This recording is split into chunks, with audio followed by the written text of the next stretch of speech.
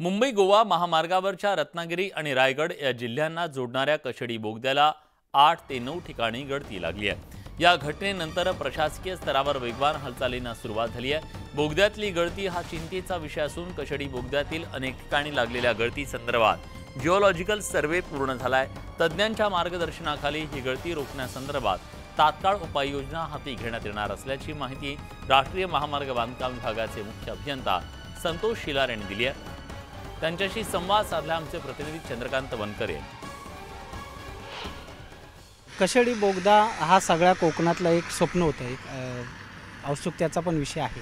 परंतु बोगद्यात काही ठिकाणी पाणी प्रेशरने गळतं, त्या ठिकाणी आता पत्रे लावलेले आहेत, मात्र बोगद्यात सुद्धा मुसळधार पावसाचा अनुभव येतो। ते कशामुळे होते, सुरक्षेच्या दृष्टिकोनातून ते किती योग्य आहे? ॲक्च्युली ह्याच्यामध्ये हा जो ट्रॅप आहे, तर याच्यामध्ये आता आम्ही बऱ्याच ठिकाणी उतरूनही पाहिलं। त्यासाठी आम्ही कन्सल्टंटची पण नियुक्ती केली होती, IITचे कन्सल्टंट पण येऊन पाहून गेले। तर साधारणपणे आपण आता ज्या बोगद्यातून आलो 7 ठिकाणी लिकेज आहे, पलीकडच्या ठिकाणी 7 ठिकाणी लिकेज आहे। ह्याच्यासाठी आम्ही जिओलॉजिकल पूर्ण एक्सपर्टची पण पाहणी केलेली आहे आणि त्याचं ग्राउटिंग पण आपण करतो आहे बऱ्याचशा ठिकाणी जिथं पाणी येऊ नये भविष्यामध्ये, कारण याच्यावरती मोठ्या प्रमाणात काही ठिकाणी विहिरी होत्या, काही ठिकाणी बोरवेल होत्या, तर त्याचं पाणी हे इथून येतं आहे, तर ते आम्ही थांबवणार। मग त्याच्यामध्ये तज्ज्ञांचा सल्ला घेऊन आम्ही त्या पद्धतीने करतोय। सर, सिमेंटचं फेन्सिंग आहे, त्यातून ते पाणी प्रेशर येतं, म्हणजे सिमेंटचं फेन्सिंग नाही, लायनिंग जिथं तिथं येत नाही आहे, लायनिंग त्याला म्हणतो आपण, कॉन्क्रीट तिथे येत नाही।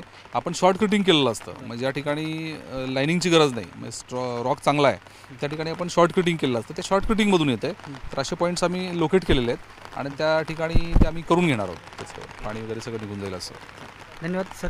आपण बघतो की या ठिकाणी परशुराम घाट असेल, तो लवकरात लवकर ज्या ठिकाणी त्याचा भराव वाहून गेलेला आहे त्या ठिकाणी सुरक्षेच्या दृष्टीनं तात्काळ उपाययोजना करून दोन्ही लेन्थ या ठिकाणी चालू होतील या दृष्टीने प्रयत्न करणार असल्याचं या ठिकाणी शेलार साहेब यांनी सांगितलेलं आहे।